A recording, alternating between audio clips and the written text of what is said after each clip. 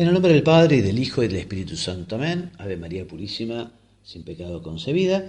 Queridos oyentes, hoy hablaremos de la liturgia. Quizá muchos sepan que por Sagrada Liturgia la Iglesia no solo da a Dios la gloria y el honor, sino que permite al hombre recibir la gracia, esa participación de la naturaleza divina. Remontémonos al Concilio Vaticano II y comencemos diciendo que la Constitución Dogmática Sacrosanctum Concilium, en su número 14, nos dice que la liturgia es la fuente primaria y necesaria de donde han de beber los fieles el espíritu verdaderamente cristiano. Por eso, dice más adelante, es indispensable que se provea antes que nada a la educación litúrgica del clero. Estos mismos, dice el número 19, también fomentarán la educación litúrgica tanto con la palabra como con el ejemplo. El Papa Benedicto XVI, en el año 2012, nos dice que la liturgia es un lugar privilegiado en el que Dios nos habla a cada uno de nosotros aquí y ahora, y justamente Dios también espera nuestra respuesta. Si sabemos que el diálogo con Dios es la oración, y son elementos del diálogo las Sagradas Escrituras y la liturgia, por eso, como también dice la Sacrosanctum Concilium, en el número 8 presenta la liturgia como un diálogo de los hombres con Dios que se inserta en ese diálogo eterno del Padre con el Hijo. Bueno, definición nominal de liturgia. Entonces la palabra liturgia proviene de dos vocablos griegos, leiton, que es del palacio, de la corte, y ergo, que es trabajo, o sea, el trabajo que se realiza en la corte. En la cultura griega la liturgia implicó el servicio del pueblo en la comunidad política. Y por ejemplo, todo lo que está vinculado a los palacios imperiales y reales tuvieron una rigurosa liturgia. El servicio palaciego incluía espacios propios, ministros, libros, ornamentos, rituales y ceremonias, instrumentos musicales, incensarios, rituales, en fin, una liturgia muy rigurosa. Una liturgia que San Agustín en la Ciudad de Dios critica también, porque algunos de estos cultos, de estas liturgias, incluso tenían gran contenido sexual. Bueno, el sentido bíblico. Entonces el término liturgia en la Biblia es igual al nuestro, o sea, acciones, al nuestro me refiero a la actualidad, acciones sagradas realizadas por y para el pueblo de Dios, principalmente ligadas al templo y dirigidas a Yahvé. También en la Biblia encontramos espacios sagrados como la tienda del encuentro, el atrio de la morada, el altar, considerado lugar sacratísimo, el santo de los santos o santo santorum, el patios interiores, exteriores, en fin. Estos mobiliarios también tenían sus mobiliarios propios, desde las más sagradas como el Arca del Testimonio hasta utensilios significantes. Gran cantidad de ministros, ellos con sus vestiduras y ornamentos propios. El templo de Jerusalén tenía su propia liturgia con procesiones, desplazamientos, incensaciones, rituales para cada fiesta o circunstancia. Algunas de las fiestas, la de los tabernáculos, la fiesta de la reconciliación, no hablaremos de las fiestas, también la Pascua, el Omer, Pentecostés, Adnuká o fiesta de la rededicación del templo, la Purim, etc. Bueno, en el Nuevo Testamento, hay dos etapas en el Nuevo Testamento. Primero, cuando los cristianos participaban o acudían al templo sin una clara distinción con los judíos. Posteriormente fueron expulsados del templo y tuvieron que construir sus propios espacios para la celebración de la Cena del Señor. Por eso el término liturgia en el Nuevo Testamento empezó a significar el oficio en honor al Señor, en honor a Jesucristo. ¿Cuál es el aporte de la época patrística y de más adelante de la época medieval? Bueno, por ejemplo, San Clemente Romano emparenta definitivamente el término liturgia con los servicios de los presbíteros y de los obispos. También los padres de la Iglesia en general hablan de la liturgia como un servicio a Dios. El medioevo más adelante también se explica que este servicio brota de la virtud de la religión, no individualmente, sino comunitariamente.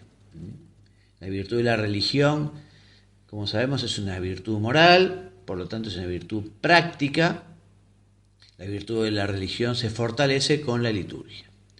Bueno, entonces resumiendo y reafirmando lo esencial, decimos, la liturgia es esencialmente acto de oración, culto debido a Dios y comunicación de corazón a corazón. La liturgia debe procurar que todo nuestro ser, el espíritu, el alma, el cuerpo, como diría San Pablo en Tesalonicenses 5, debe unirse al Señor en la liturgia. La Sacrosanctum Concilium nos cuenta que Cristo está presente en el sacrificio de la misa, en la persona del ministro y bajo las especies eucarísticas, que también Jesucristo está presente con su fuerza en los sacramentos y que está presente cuando la iglesia suplica y canta salmos. Él mismo prometió, donde estén 2 o 3 congregados en mi nombre, allí estoy yo en medio de ellos. Pero la liturgia no es simplemente un rito exterior. Los fieles deben expresar en su vida el misterio de Cristo. Sacrosanctum Concilium 10 dice, la liturgia es la cumbre a la cual tiende la actividad de la iglesia y al mismo tiempo la fuente de donde emana toda su fuerza. Es manifestación vital de la naturaleza auténtica de la verdadera iglesia.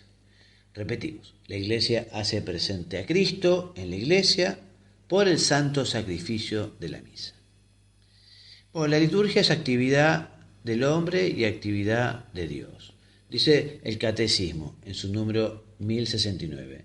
La liturgia significa el servicio de parte de y en favor del pueblo. Y es obra de la Trinidad, explican los números 1077 a 1083. Por eso decimos que la verdadera liturgia es aquella que el Espíritu Santo realiza en el hombre por los actos de la virtud de la religión y perfeccionados por el don de piedad. De esto inferimos que la liturgia es una acción de Dios y del hombre, o mejor dicho, del Espíritu en el hombre que es hijo de Dios. Entonces la liturgia es una acción de Dios que vuelve a Dios por medio del hombre y por ella el hombre entra en diálogo con la Trinidad. De esta manera la liturgia es un servicio de comunión con Dios y con el pueblo, y la liturgia es un servicio celebrativo orientado decisivamente hacia Dios. Bueno, ¿cuál es la finalidad de la liturgia? La finalidad de la liturgia es la gloria de Dios y la salvación del hombre. Sabemos que toda acción de Dios tiene a Dios mismo como su fin, y la liturgia, especialmente los sacramentos de la iglesia, es una acción de cada una de las personas de la Trinidad en el hombre, en la iglesia, hacia Dios y hacia el mismo hombre. San Juan Pablo II, a los 25 años de la Constitución Sacrosanctum Concilium, escribía: para actualizar su misterio pascual, Cristo está siempre presente en su iglesia, sobre todo en las acciones litúrgicas. Toda celebración sacramental es un encuentro de los hijos de Dios con su Padre, en Cristo y en el Espíritu Santo, y este encuentro se expresa como un diálogo a través de acciones y de palabras. Papa cita al Catecismo su número 1153. Bueno, la liturgia es actividad integral, inmanente, pero también trascendente. En este sentido, el número 11 de Sacrosanctum Concilium dice: es necesario que los fieles se acerquen a la Sagrada Liturgia con recta disposición de ánimo, pongan su alma en consonancia con la voz y colaboren con la gracia divina para no recibirla en vano. Un elemento fundamental del diálogo con Dios en la liturgia es la correlación entre lo que decimos y lo que llevamos en nuestros corazones. Nuestro corazón debe abrirse dócilmente a la palabra de Dios y unirse a la oración de la Iglesia en las mismas palabras que escucha y que dice. Los padres espirituales comparan a veces el corazón con un altar, como dice el texto: altare Dei est cor nostrum. La liturgia debe servirse de signos sensibles, pero tiene una dimensión interior, una dimensión también trascendente. San Pablo en Romanos 8 dice: queridos amigos, celebramos y vivimos bien la liturgia solo si permanecemos en una actitud de oración, uniéndonos al misterio de Cristo, a su coloquio de Hijo con el Padre. Dios mismo nos enseña a orar. Él mismo nos ha dado las palabras adecuadas para dirigirnos a Él, palabras que encontramos en los salmos, en las grandes oraciones de la Sagrada Liturgia y en las mismas celebraciones eucarísticas. Hablemos ahora del sujeto de la liturgia, que es el hombre. La liturgia no anula las condiciones naturales, sino que las presupone. El hombre es criatura, pero también es hijo de Dios y está llamado a la divinización. Escribía Benedicto XVI que la liturgia es una acción de Dios y del hombre. Es natural que el hombre experimente la necesidad de tributar honra y gratitud al que le ha tributado tantos bienes naturales. Por el hecho de haber sido creado por Dios, no puede entenderse sin una relación real hacia Él. De Él depende para permanecer en el ser, además. De su concurso depende para alcanzar su fin natural y de su gracia depende para alcanzar su fin sobrenatural. También Benedicto XVI, en su catequesis del 7 de noviembre de 2012, dice que el deseo de Dios está inscrito en el corazón del hombre porque el hombre es creado por Dios y para Dios, y Dios no cesa de atraer al hombre hacia sí mismo, y solo Dios encontrará en el hombre la verdad y la dicha que no cesa de buscar. Ese deseo natural y sobrenatural de ver a Dios solo se sacia en Él. Pero, también es verdad, el hombre ha de ser educado para que se centre en el verdadero bien. Y esa educación del deseo de Dios se realiza por medio de actos cultuales. Por eso decimos también que en la liturgia encontramos medios que consagran el mundo, unen en comunión al hombre con sus semejantes y elevan todo al Creador, Redentor y Santificador de todo, de modo bello, adecuado al crecimiento vital del hombre. Bueno, el hombre es un ser en el tiempo. El hombre está sujeto al tiempo, decíamos también que es sujeto de la liturgia porque es una criatura de Dios que ha sido elevada a la condición de hijo, y hemos visto la necesidad que tiene el hombre de rendir culto a Dios para satisfacer una necesidad natural. El hombre necesita que su culto le dé una respuesta tanto en su inmanencia como en su trascendencia, tanto a su condición eterna como a su condición temporal. El ser criatura implica espacialidad y temporalidad, y la liturgia respeta estas dimensiones con sus signos sensibles llamados sacramentos y su celebración litúrgica. Vamos ahora a hablar de el tiempo y la liturgia, del tiempo en la liturgia también. Entonces, por medio de la liturgia el hombre satisface su necesidad natural de rendir culto a Dios y recibir la participación en la divinidad santificando su tiempo. La liturgia le acompaña durante toda la duración de su vida terrestre y le conmemora la presencia de Dios a lo largo de ella. El tiempo es santificado por la liturgia. También recordemos que Jesús vivió las mismas etapas humanas, en todo igual al hombre, menos en el pecado, y fue Él presencia salvadora para el hombre. Y la Iglesia celebra ese misterio de la vida de Cristo, desde su encarnación y la Navidad hasta la Ascensión y Pentecostés. La Iglesia ha llamado año litúrgico justamente a la conmemoración completa de los momentos específicos del misterio de Cristo. Este periodo no coincide con el año civil, va desde el Adviento hasta la solemnidad de Cristo Rey y la semana que le sigue. El Adviento es la preparación para la Navidad, luego la Ascensión y Pentecostés están presididas por la Cuaresma y la Pascua de Resurrección, y entre la Epifanía y la Cuaresma y luego entre el Pentecostés y el Adviento, el rito romano incluye el tiempo durante el año. Hablemos ahora del Adviento. Entonces el Adviento proviene del verbo latino advenire, que significa llegar, por lo tanto adventus significa llegada. El vocablo griego de esta palabra latina es parusía. Actualmente en el rito romano el Adviento abarca 4 semanas a partir del domingo siguiente a la solemnidad de Cristo Rey. Su carácter penitencial ha decaído bastante y su color litúrgico tiende a diferenciarse del violeta propio del tiempo de Cuaresma. El tercer domingo de Adviento luce el color rosado en los ornamentos, significando una pausa en la austeridad.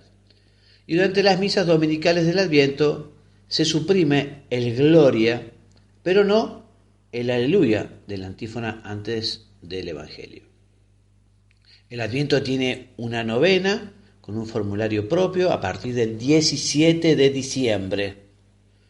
Y en las lecturas, estas lecturas de este novenario, se resalta la figura de San Juan Bautista y la de la Santísima Virgen.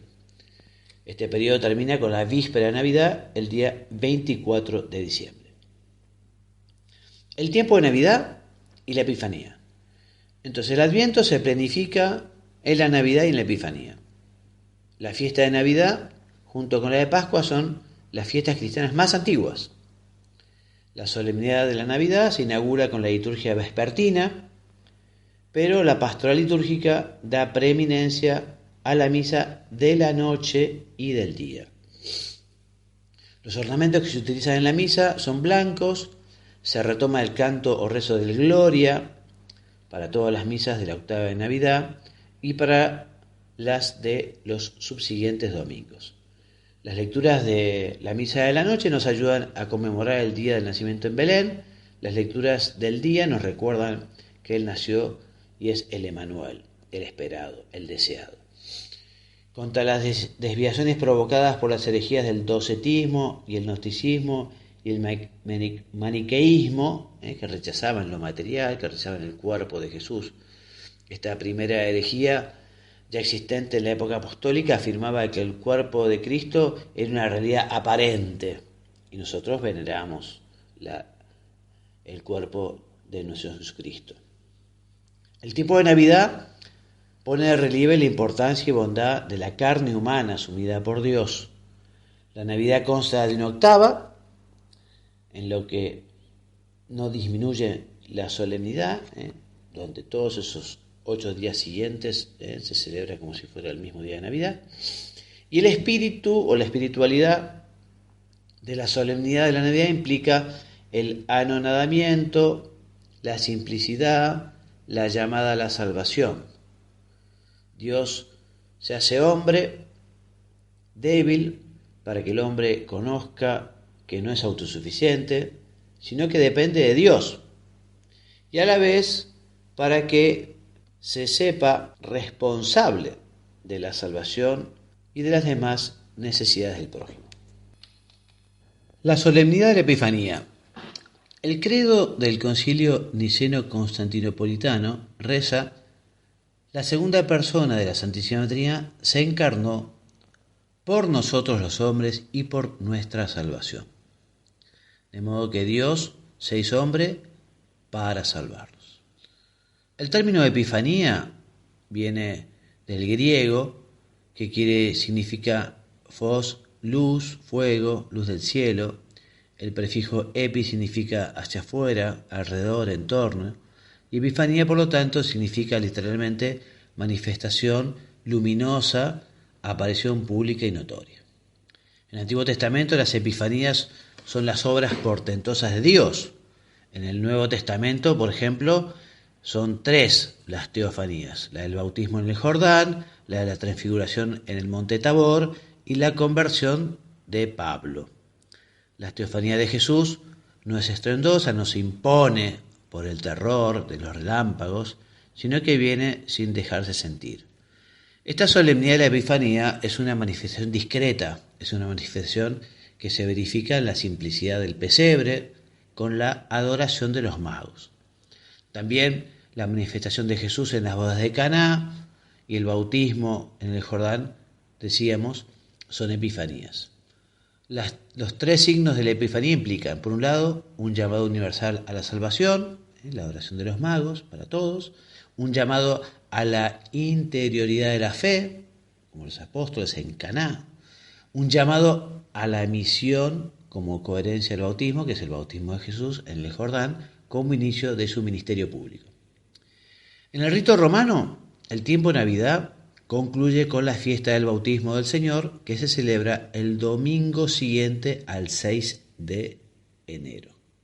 Esta fiesta destaca el carácter trinitario de la fe cristiana, la validez del misterio de Jesús ante el Padre como camino de salvación y el final del Antiguo Testamento con el cumplimiento de las profecías de San Juan Bautista. Bueno, respecto de la espiritualidad de la solemnidad de la Epifanía, decimos que es misional. O sea, en respuesta del mandato del Señor, id por todo el mundo y proclamad la buena nueva a toda creación, de Marcos 16, se nos dice que Cristo debe ser manifestado. Y también podemos hablar de una espiritualidad contemplativa, como la de María Santísima, que conservaba todas esas cosas meditándolas en su corazón, nos dice Lucas en el capítulo 2. Hablemos ahora del tiempo de Cuaresma y la Semana Santa.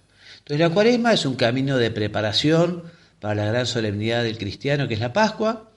Su comienzo se determina contando hacia atrás 40 días a partir del Domingo de Ramos, cuando comienza la Semana Santa. El periodo cuaresmal, ¿no? Decimos que el término latino cuadragésima y los griegos tesaracoste o tesaracostetemeros significan 40 días. El 40 designa convencionalmente los años de una generación. También 40 años, recordemos, fue la permanencia del pueblo elegido en el desierto. 40 años de tranquilidad en Israel después de la liberación completa por los jueces. También 40 años duró el reinado de David. 40 días y 40 noches fueron el diluvio, la permanencia de Moisés en el Sinaí, 40 días el viaje de Elías y el ayuno de Cristo, también 40 días. Todos ellos repiten simbólicamente los 40 años de Israel en el desierto. Por eso la Cuaresma resume esta tradición bíblica, pero principalmente los 40 días de ayuno que el Señor Jesús pasó en el desierto antes de comenzar su vida pública. A diferencia de otros números, el 40 incluye la idea de purificación, un número de características penitenciales. Los padres lo vieron claramente como un tiempo penitencial. En este sentido, la Sacrosanctum Concilium 109 dice: puesto que el tiempo cuaresmal prepara a los fieles entregados más intensamente a oír la palabra de Dios y a la oración, para que celebren el misterio pascual, sobre todo mediante el recuerdo o la preparación del bautismo y mediante la penitencia. De ese particular relieve en la liturgia y en la catequesis litúrgica al doble carácter de dicho tiempo. Por consiguiente, a. úsense con mayor abundancia los elementos bautismales propios de la liturgia cuaresmal y según las circunstancias restáurense ciertos elementos de la tradición anterior. Y b. díganse lo mismo de los elementos penitenciales.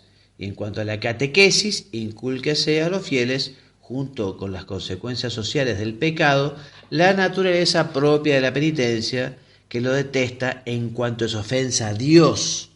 No se olvide tampoco la participación de la Iglesia en la acción penitencial y encarézcase la oración por los pecadores. La Cuaresma comienza el miércoles de ceniza, en el que se marca con ceniza las cabezas de los que se comprometen a observar las prácticas cuaresmales en preparación a la Pascua. Las cenizas se obtienen de quemar los ramos que habían sido bendecidos en el inicio de la Semana Santa del año anterior. Está establecido el ayuno y la abstinencia de carne, igual que el Viernes Santo. Las cenizas son un signo de humildad y penitencia. Recordemos el Génesis 3, el hombre, como castigo del pecado original, volverá al polvo del que fue formado.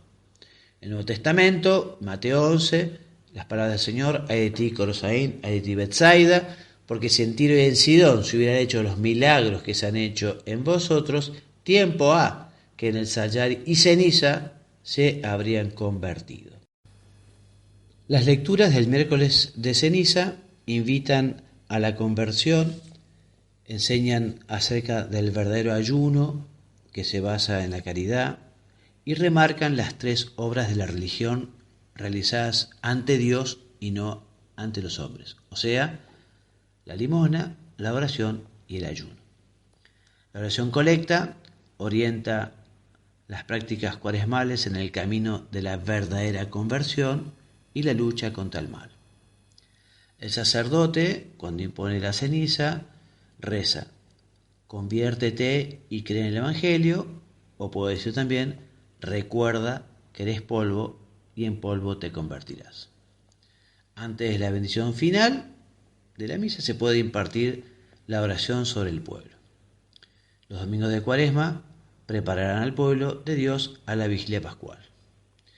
Bueno, respecto de la espiritualidad del tiempo de Cuaresma, nos habla de la obediencia del Señor hasta la muerte y la consiguiente obligación del cristiano de cargar con la propia cruz.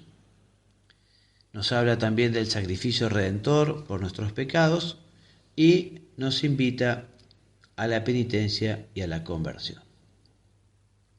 Vamos a hablar ahora de la Semana Santa.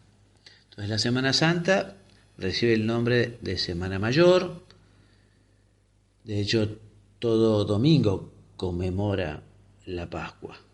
Y esta semana se revivirá los misterios de la Pasión del Señor. La Semana Santa va desde el Domingo de Ramos hasta el Domingo de la Resurrección del Señor. Y los últimos días, desde la Misa de la Cena del Señor del jueves por la tarde hasta el sábado, recibe el nombre de Triduo Pascual.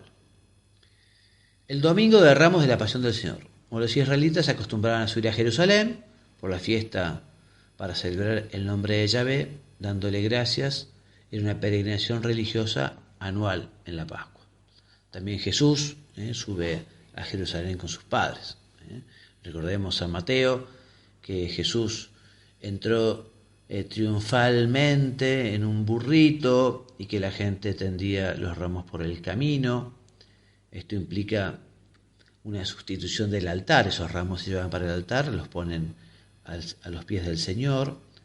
Y el Señor Jesús, con gran humildad en ese burrito, bendiciendo a las personas y el pueblo también recibiendo esa bendición. San Marcos nos dice que también algunos tendían sus vestiduras. Esas vestiduras significan los actos, las obras, lo que implica una sumisión y disponibilidad del pueblo. También la exclamación Hosana, decía el pueblo, que originalmente era una expresión de súplica, como ayúdanos. Bueno, continúa entonces la aclamación del pueblo con el Salmo 118, bendito el que viene en nombre del Señor. En este día, antes del siglo V, tanto en Oriente como Occidente, solo se celebraba la Pasión del Señor y se entregaba el credo de los catecúmenos. En cambio, en la actualidad, esta celebración tiene 2 partes. Por un lado, la conmemoración de la entrada de Jesús en Jerusalén y por otra, la lectura de la Pasión. La Iglesia recomienda que la ceremonia inicial sea fuera del templo. En ella se bendecirán los ramos, se leerá la entrada triunfal de Jesús en Jerusalén, se tendrá una breve homilía. Después se ingresa procesionalmente en el templo con espíritu festivo y al ingresar al templo se omite el saludo y el acto penitencial y se lee directamente la oración colecta. Las lecturas consideran el triunfo en la cruz. Respecto de la espiritualidad de este Domingo de Ramos, está centrada en la humilde obediencia y en el triunfo de la cruz y también en la inconsistencia de la alabanza humana y el valor ante Dios del sufrimiento del hombre. Bueno, el resto de la semana hasta el Jueves Santo. La liturgia sitúa al fiel en los últimos tiempos desde el Salvador y su ofrenda de amor al Padre. El Jueves Santo. El Jueves Santo, por la mañana, los sacerdotes se reúnen con el obispo y renuevan sus compromisos sacerdotales. En la iglesia catedral, que es el único lugar donde se celebra la misa esa mañana, no está permitida otra celebración, los sacerdotes, repetimos, renuevan sus promesas de identificarse cada vez más con el Señor. En el ofertorio se presentan los óleos, el óleo de los catecúmenos, el óleo de los enfermos y el santo crisma, para ser bendecidos por el obispo y luego repartidos a los sacerdotes.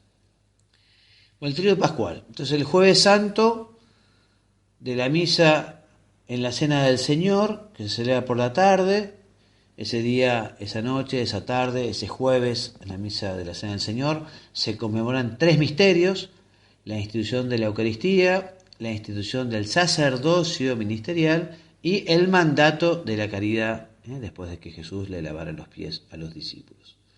La celebración de la misa comienza festivamente y por última vez hasta la vigilia sonarán las campanas y los instrumentos musicales. Durante el Gloria se tocan las campanas y ya no se volverán a tocar hasta que anuncien la resurrección del Señor en la vigilia. El color de los ornamentos es blanco, el sagrario está vacío, las lecturas tratan sobre la presencia de Jesús en la Eucaristía, la homilía evidentemente se realizará sobre estos 3 misterios que se celebran y la ceremonia concluye con una solemne procesión a lo que antes se denominaba el monumento, que es un lugar especialmente florido, preparado, con velas, un lugar aparte para adorar al Señor, y allí se guardan los copones con las hostias para la comunión del día siguiente. Se realiza luego una vigilia de oración, que se continúa públicamente hasta medianoche, y luego cada uno en privado. Después de la celebración se despoja el altar, se lo deja desnudo, se le sacan los manteles, los candelabros. Y ya el Viernes Santo, que no se celebra la misa, sino que se conmemora la pasión del Señor. Esta liturgia de la pasión del Señor tiene 3 momentos: la liturgia de la palabra, la adoración de la cruz y la distribución de la comunión. Para la celebración se utilizan ornamentos rojos. Comienza con el ingreso del sacerdote, que se postra ante el altar, ¿no? Y este momento de oración suple el acto penitencial.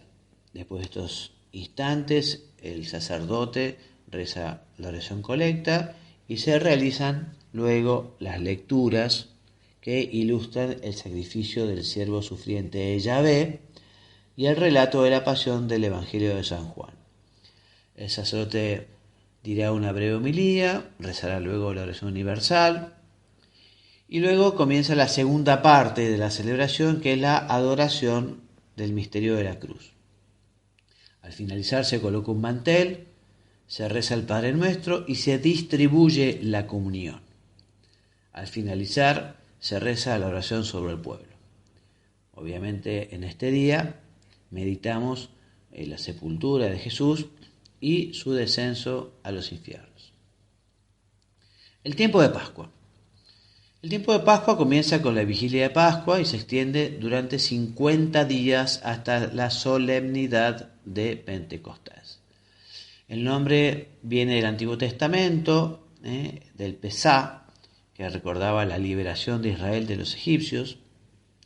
Comienza ya la vigilia pascual, ¿no? Que tiene varias partes, una liturgia muy rica en signos. Comienza fuera de la iglesia, comienza con un lucernario, se prende un fuego que se bendice, que simboliza la luz de Cristo resucitado. Se bendice el cirio pascual, que representa la humanidad divinizada de Jesús. Ese cirio que está elaborado con cera de abejas y que tiene algunos detalles en su ornamentación. Tiene, por ejemplo, la primera y la última letra del abecedario griego, recordando a que Jesús mismo se llama yo soy el alfa y la omega. También en los ángulos de los números del año correspondientes se clavan 5 granos de incienso, que que representan las llagas santas de Cristo. Una vez encendido el cirio pascual, se lleva al templo, que permanecía oscuro, proclamando que el cirio es la luz de Cristo. Los fieles van tomando del cirio la luz para sus velas personales. Llegados al altar, se lee o entona el anuncio pascual o exultet, e inmediatamente después se realiza la liturgia de la palabra, con 7 lecturas, con sus salmos responsoriales y sus oraciones post-sálmicas.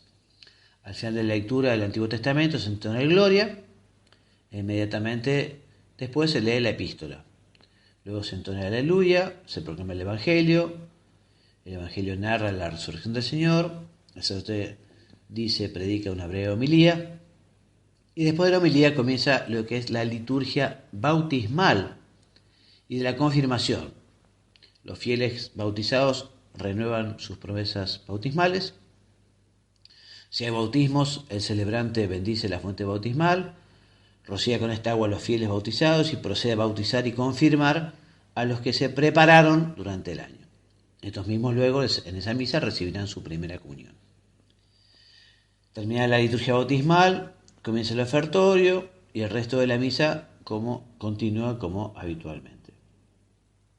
La misa de la vigilia pascual concluye con el envío. Pueden ir en paz, siguiendo del doble aleluya, que el pueblo responde también, demos gracias a Dios, aleluya, aleluya. Las restantes celebraciones del domingo de Pascua son solemnes, pero sin el lucernario, sin las 7 lecturas, sin la liturgia bautismal. Solo se añade la secuencia antes de la proclamación del Evangelio. La octava de Pascua y su tiempo hasta la Ascensión. Durante 8 días se celebra solemnemente el mismo día de la Pascua, rezando el Gloria y los Aleluyas, como en la solemnidad del domingo. La secuencia antes del Evangelio, esos días será optativa. El primer domingo de Pascua, desde San Juan Pablo II, se celebra la Divina Misericordia, esa aparición que tuvo Santa Faustina Kowalska. El día de la Ascensión es el jueves 40 días después de la Pascua, que se permite transferirlo al domingo para que asistan los fieles.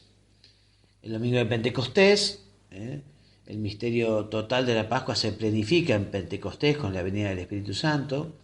Ese nombre griego indica 50 días. En el Antiguo Testamento así se llamaba a la fiesta de la recolección. En el capítulo 2 del libro de los Hechos de los Apóstoles dice: al llegar el día de Pentecostés estaban todos reunidos en el mismo lugar.